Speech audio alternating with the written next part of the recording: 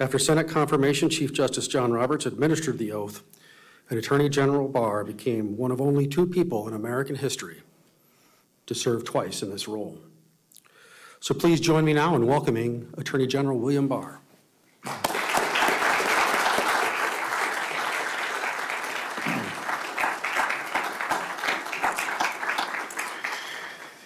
Thank you very much, Andrew, for your kind introduction. And I'd like to say that I really appreciate the work that Andrew and Matt, our U.S. attorneys for the Eastern and Western District of Michigan, are doing here for the people of Michigan and all the law enforcement community from Michigan that is here today.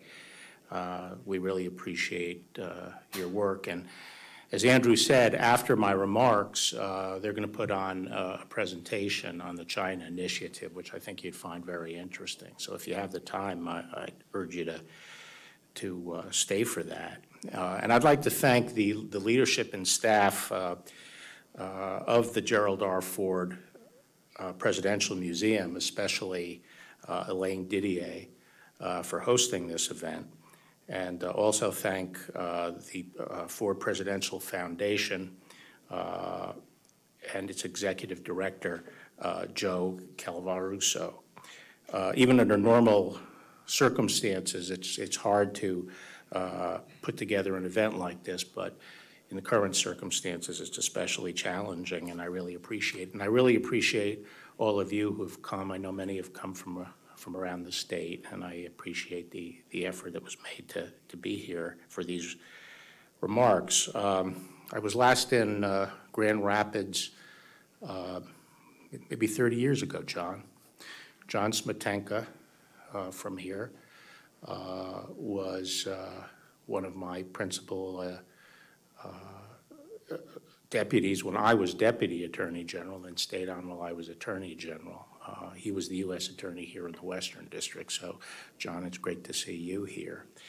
I feel a special bond to the Ford administration, so it's appropriate to be here today for these remarks, because I started out in the CIA in 1973, and then President Ford took office, and because of what was going on at the agency, I had the privilege of working closely with many of the superb people that he brought into government, many of whom I had the opportunity to work with over the years, and several of whom were my mentors.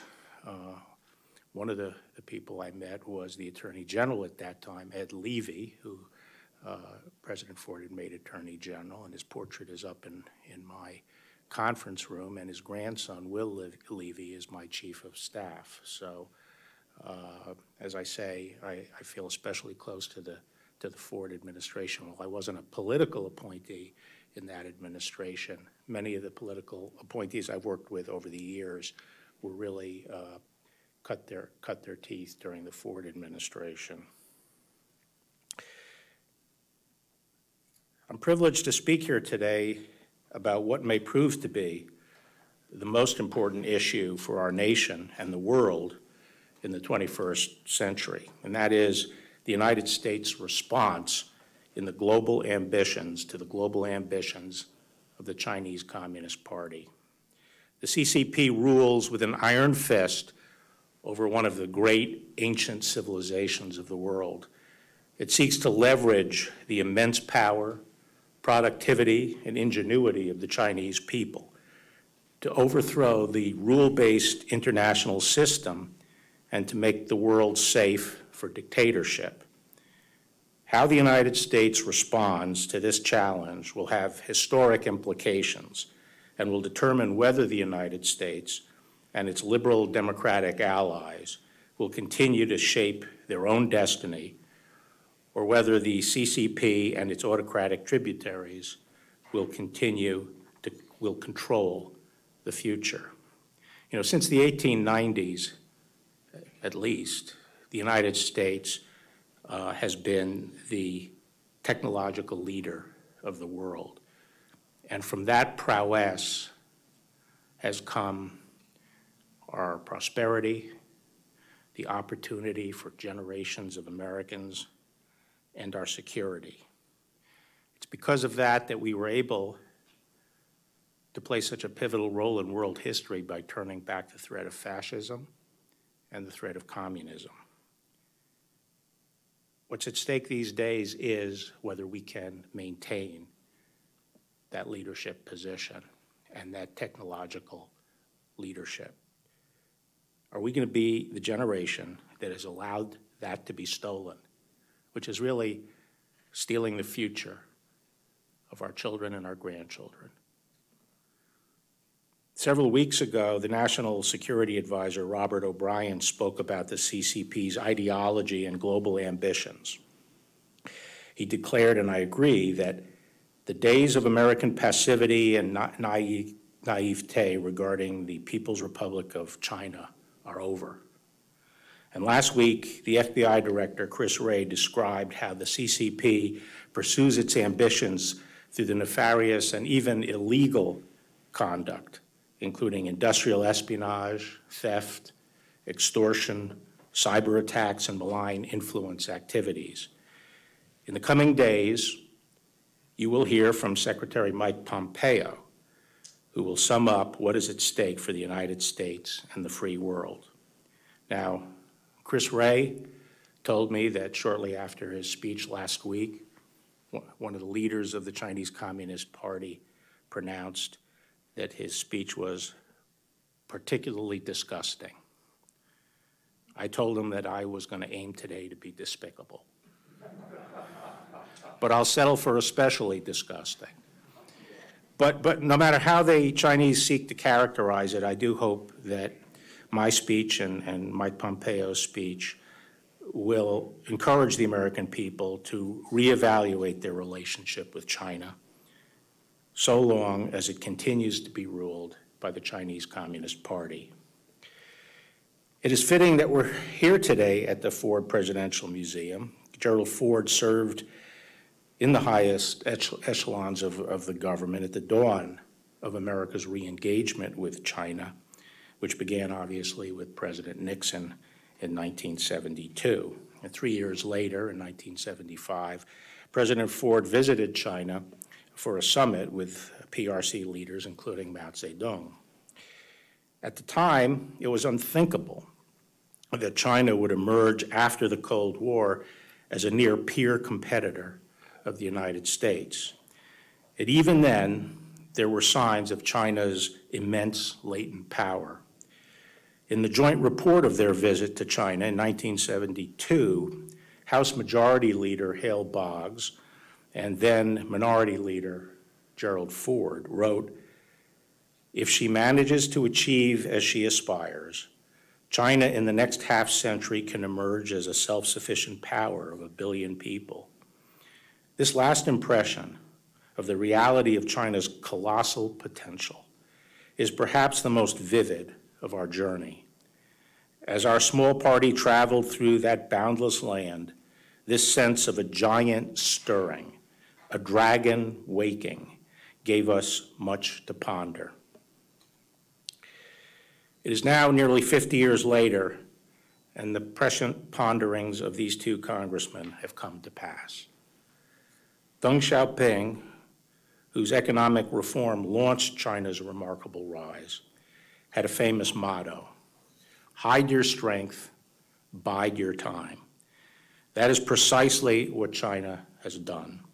China's economy has quietly grown from about 2% of the world's GDP in 1980 to nearly 20% today. And by some estimates based on purchasing power parity, the Chinese economy is already larger than ours. The General Secretary of the Chinese Communist Party, Xi Jinping, who has centralized power to a degree not seen since the dictatorship of Mao Zedong, now speaks openly of China moving closer to the center stage, building a socialism that is superior to capitalism, and replacing the American dream with the Chinese solution. China is no longer hiding its strength, nor biding its time. From the perspective of its communist rulers, China's time has arrived. The People's Republic of China is now engaged in an economic blitzkrieg, an aggressive, orchestrated, whole of government, indeed whole of society campaign to seize the commanding heights of the global economy and to surpass the United States as the world's preeminent technological superpower. A centerpiece of this effort is the Chinese Communist Party's Made in China 2025 initiative, a plan for PRC domination of high-tech industries like robotics, advanced information technology, aviation, electric vehicles, and many other technologies.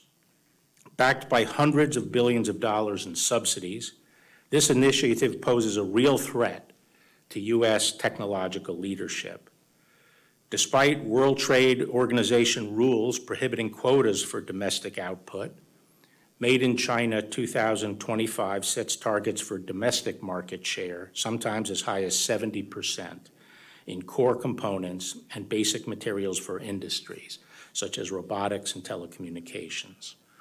It is clear that the PRC seeks not merely to join the ranks of other advanced industrial economies, but to replace them altogether. Made in China 2025 is the latest iteration of the PRC's state-led mercantilist economic model. For American companies in the global marketplace, free and fair competition with China has long been a fantasy. To tilt the playing field to its advantage, China's communist government has perfected a wide array of predatory and often unlawful tactics: currency manipulation, tariffs, quotas, state-led strategic investment and acquisition, theft and forced transfer of intellectual property, state subsidies, dumping, cyber attacks, and industrial espionage. About 80% of all federal economic espionage prosecutions allege conduct undertaken for the benefit of the Chinese state. And about 60% of all trade secret theft cases have been connected to China. The PRC also seeks to dominate key trade routes and infrastructure in Eurasia, Africa, and the Pacific. In the South China Sea, for example, through which about 1/3 of the world's maritime trade passes, the PRC has asserted expansive and historically dubious claims to nearly the entire waterway, flouted the rulings of international courts, built artificial islands and placed military outposts on them, and harassed its neighbors, ships, and fishing boats. Another ambitious project to spread its power and influence is the PRC's Belt and Roads Infrastructure Initiative.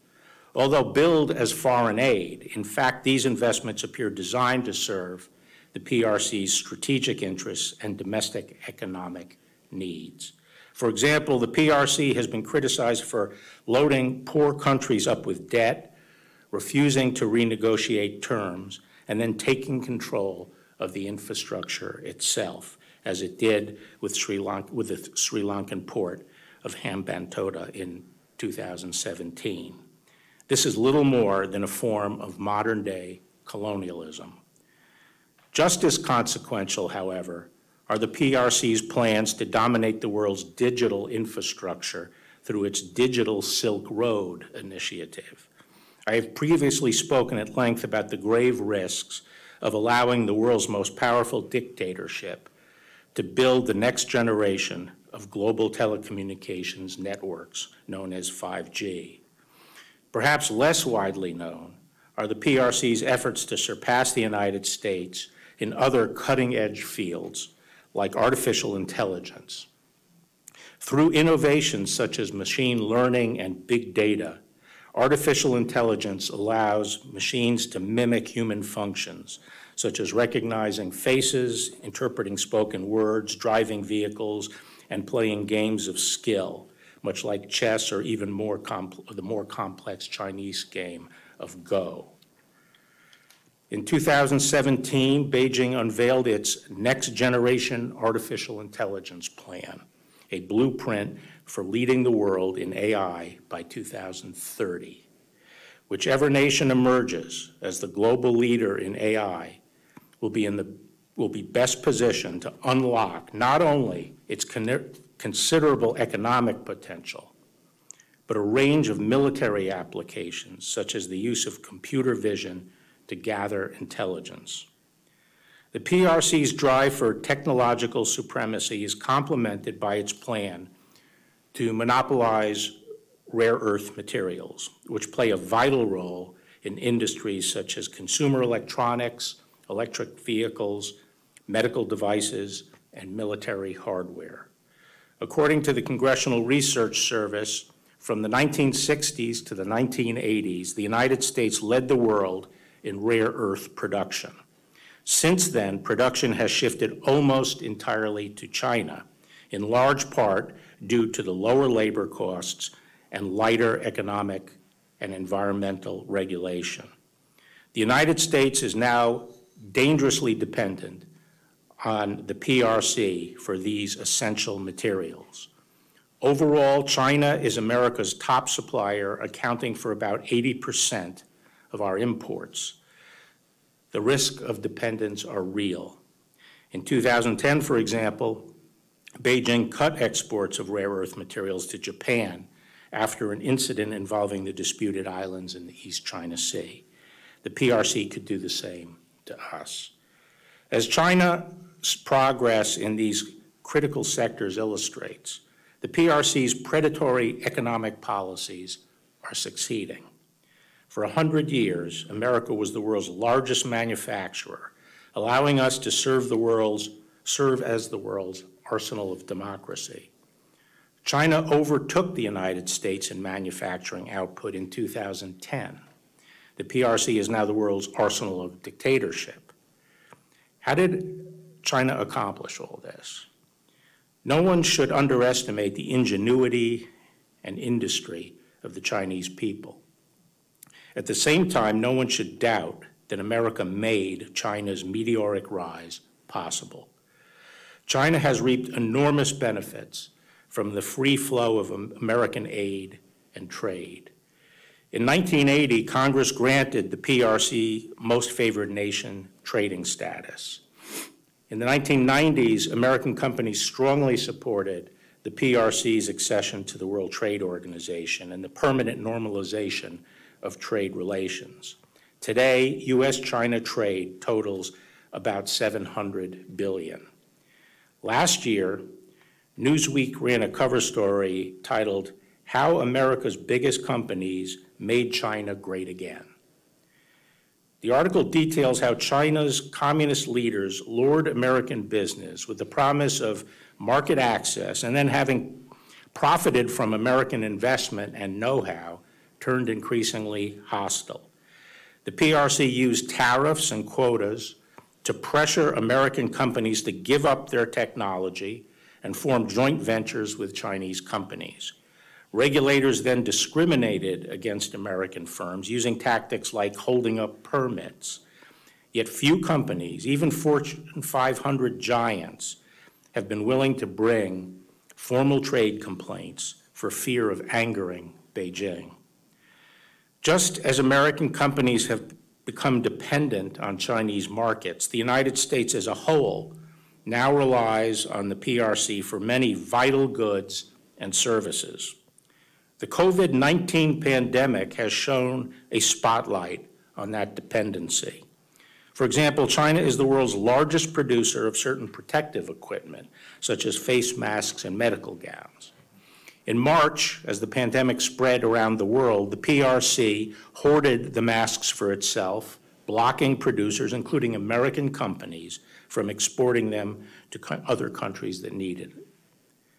It then attempted to exploit the shortage for propaganda purposes, shipping limited quantities of often defective equipment, and then requiring foreign leaders to publicly thank Beijing for these shipments. China's dominance of the world's markets for medical goods goes beyond masks and gowns. It has become the United States' largest supplier of medical devices, while at the same time discriminating against American medical companies in China. China's government has targeted foreign firms for greater regulatory scrutiny, instructed Chinese hospitals to buy products made in China, and pressured American firms to build factories in China where their intellectual property is more vulnerable to theft. As one expert has observed, American medical device manufacturers are effectively creating their own competitors.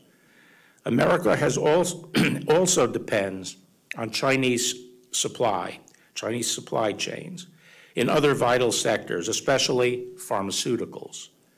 America remains the global leader in drug discovery, but China is now the world's largest producer of active pharmaceutical ingredients known as APIs.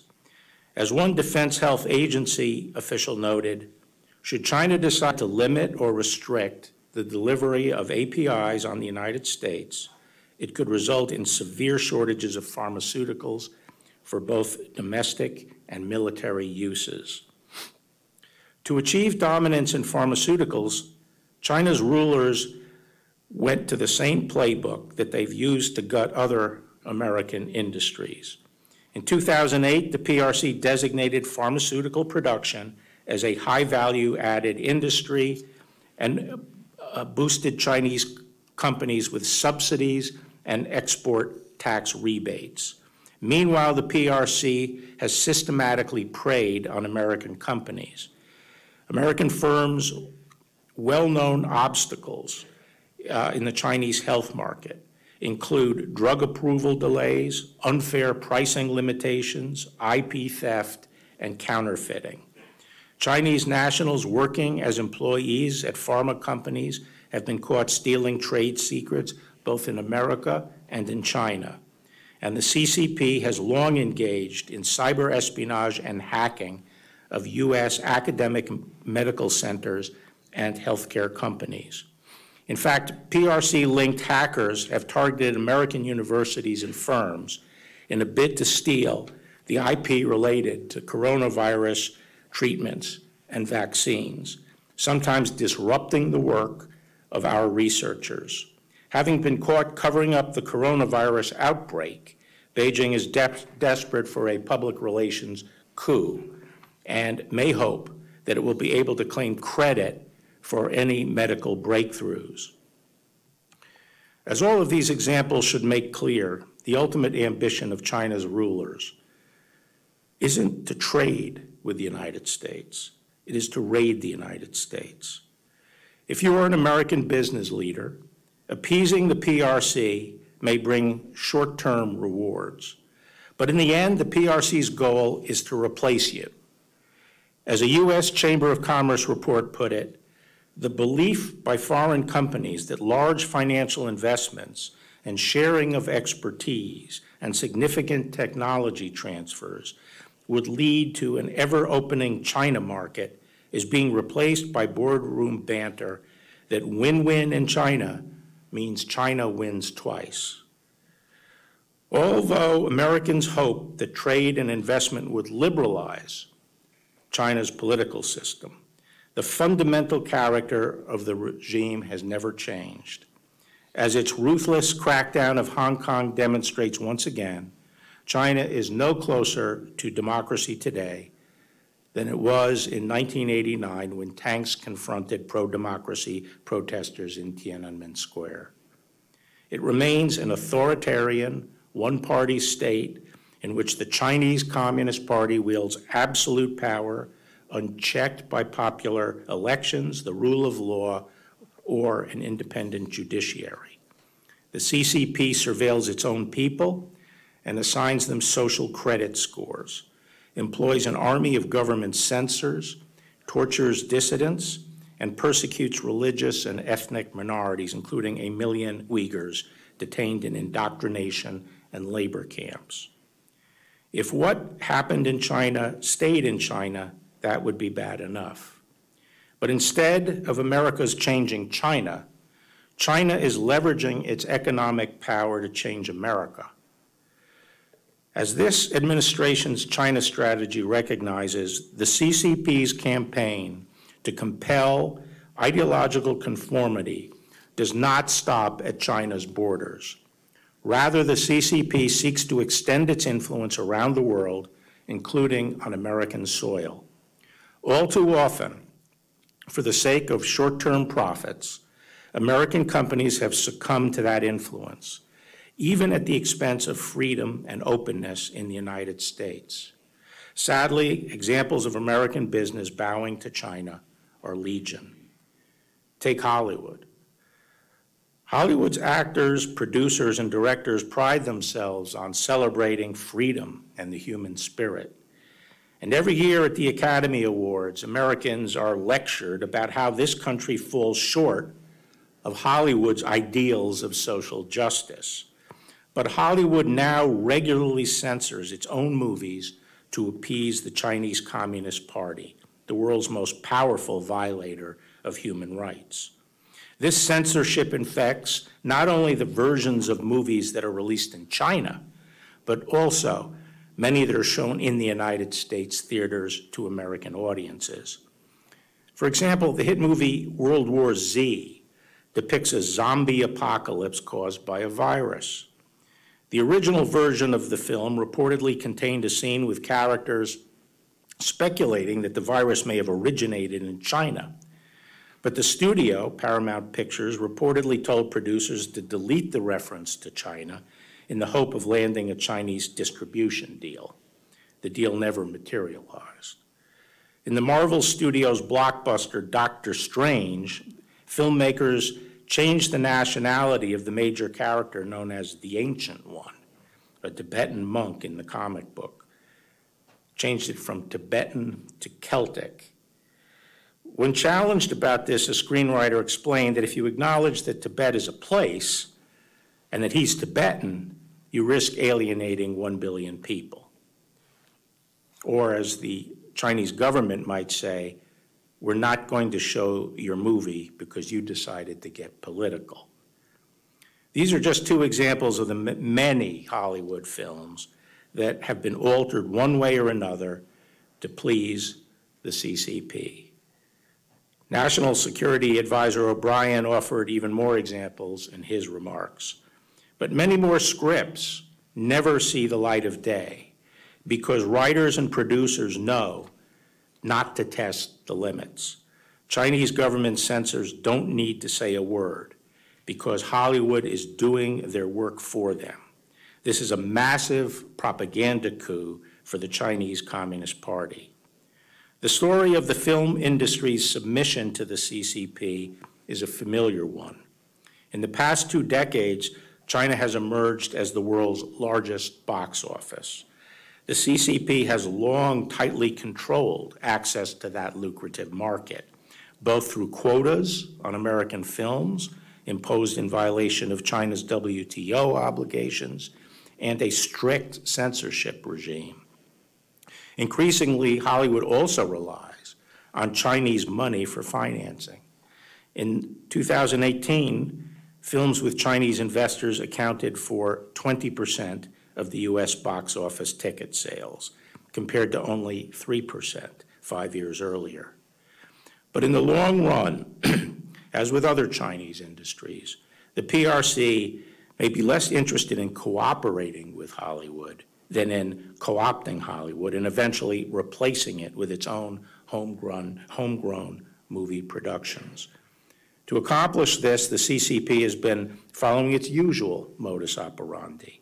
By imposing a quota on American films, the CCP pressures Hollywood studios to form joint ventures with Chinese companies, who then gain U.S. technology and know-how. As one Chinese film executive recently put it, everything we learned from Hollywood. Notably, in 2019, 8 of the 10 top grossing films in China were produced in China. Hollywood is far from alone in kowtowing to the PRC. America's big tech companies have also allowed themselves to become pawns of Chinese influence. In the year 2000, when the United States normalized trade relations with China, President Clinton hailed the new century as one in which liberty will be spread by cell phone and cable modem. Instead, over the course of the next decade, American companies such as Cisco helped the Chinese communists build the Great Firewall of China, the world's most sophisticated system for internet surveillance and censorship. Over the years, corporations such as Google, Microsoft, Yahoo, and Apple have shown themselves all too willing to collaborate with the CCP.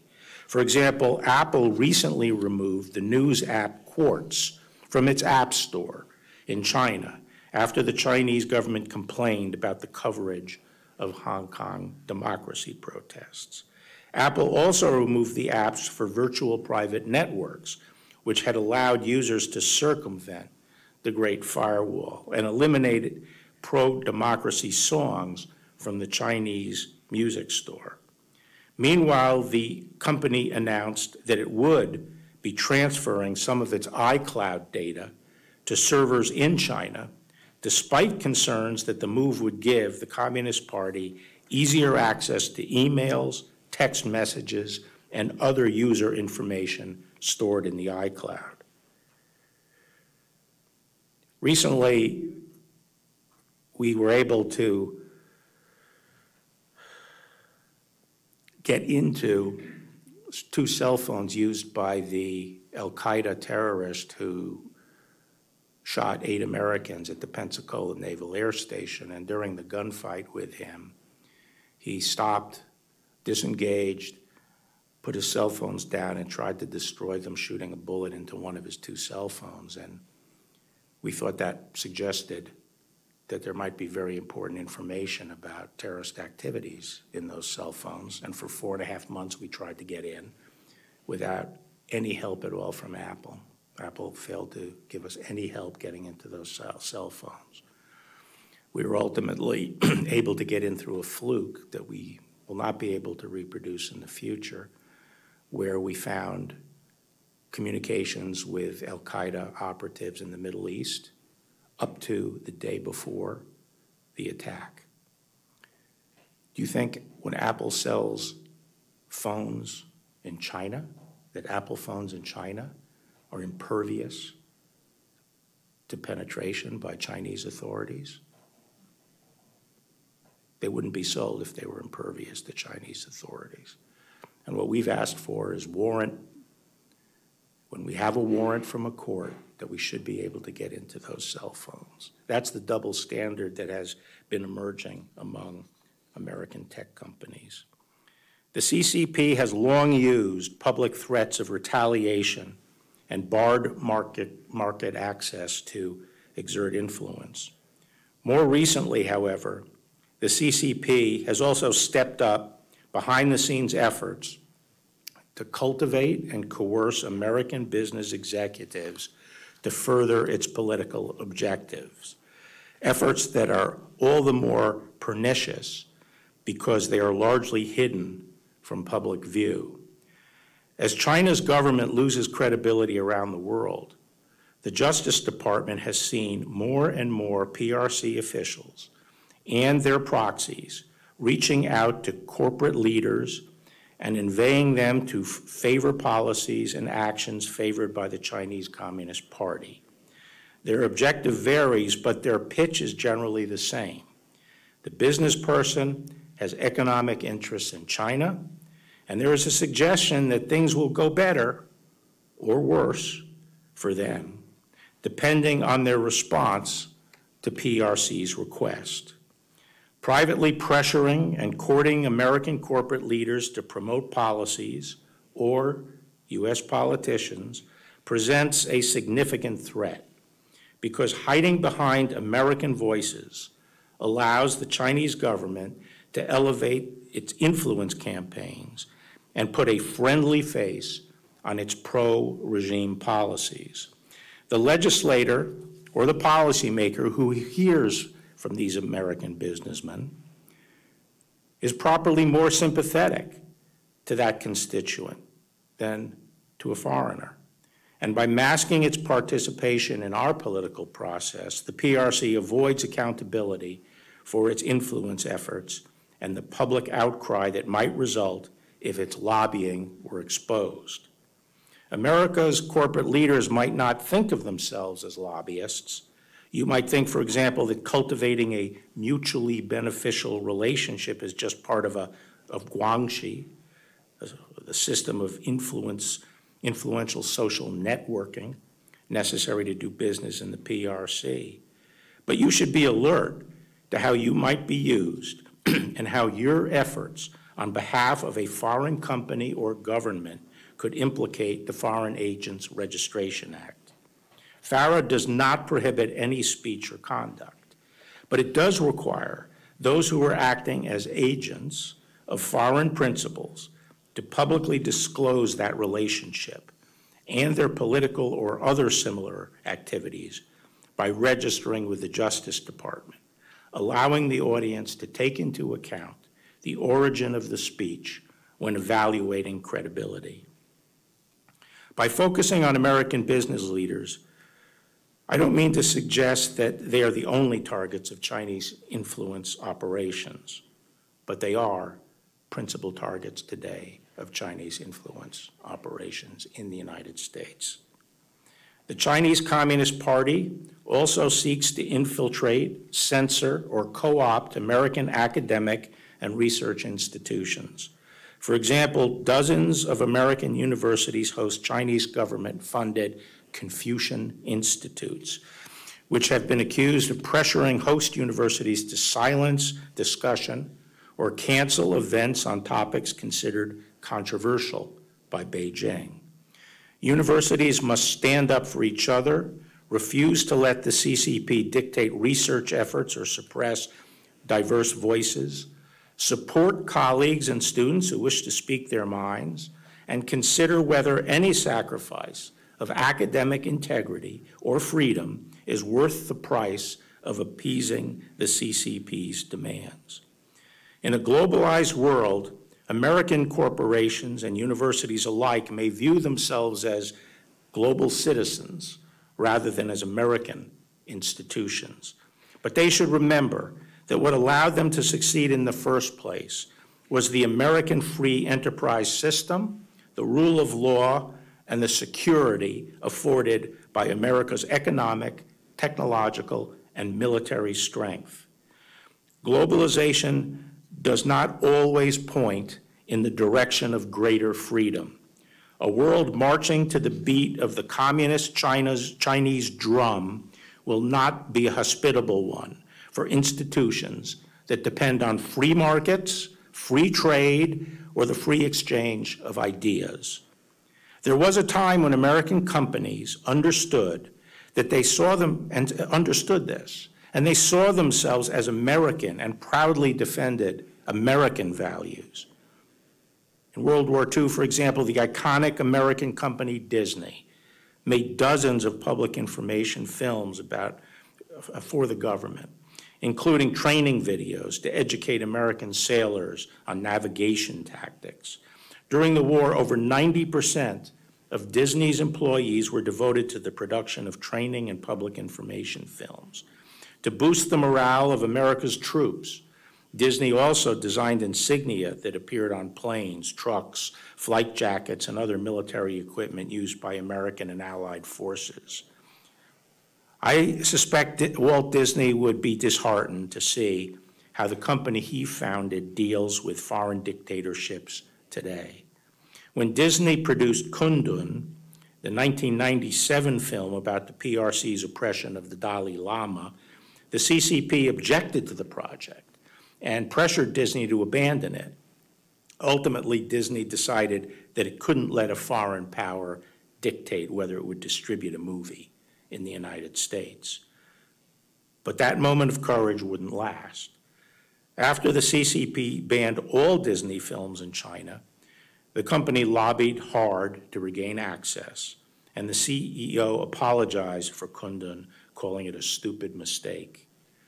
Disney then began courting the PRC to open a $5.5 billion theme park in Shanghai.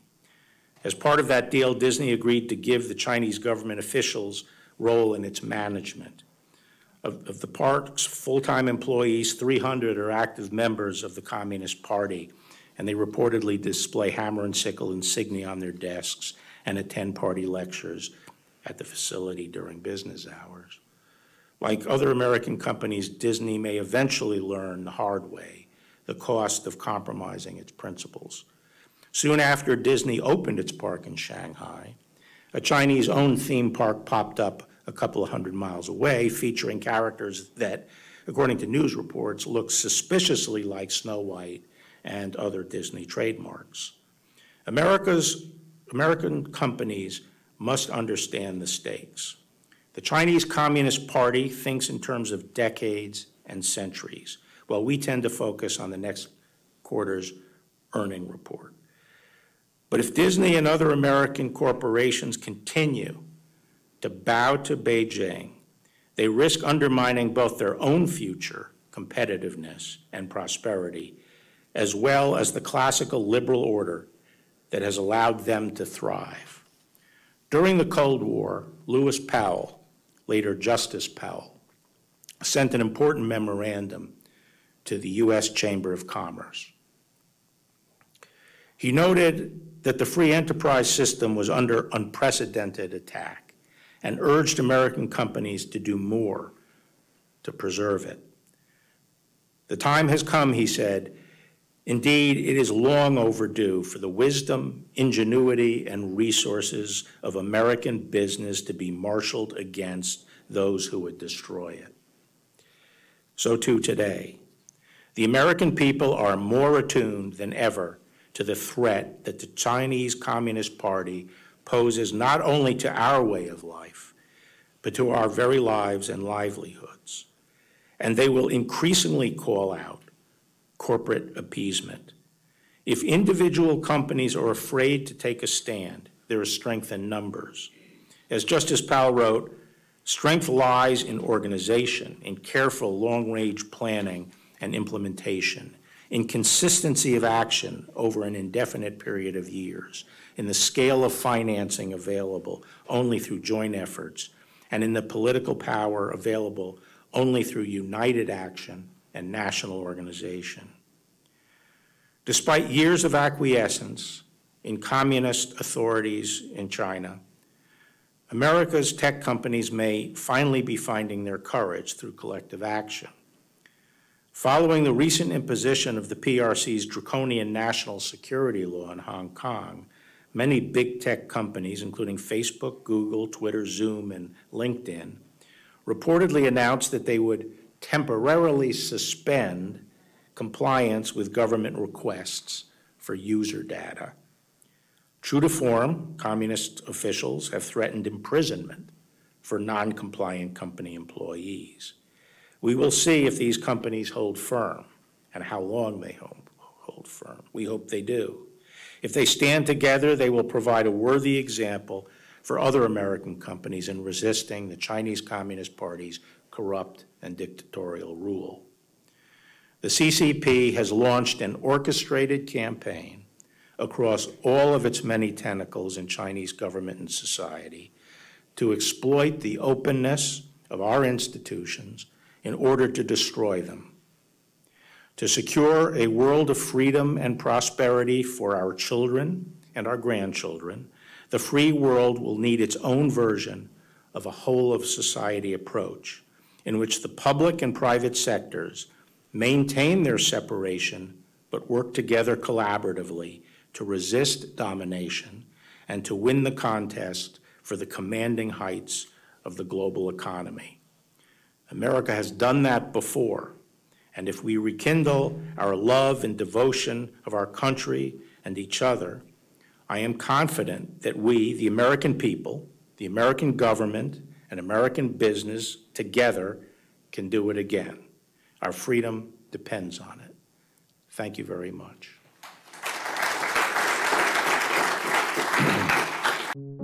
在这个必须保持社交距离的时候，我们可以一起做一件事，完成2020年人口普查。你的回复对于医疗保健、公共设施和教育在未来10年的规划非常重要。现在上2020 census.gov， 花几分钟时间便可以带来改变。为了你的社区和开展美国的未来，即刻上2020 census.gov/languages 回复人口普查。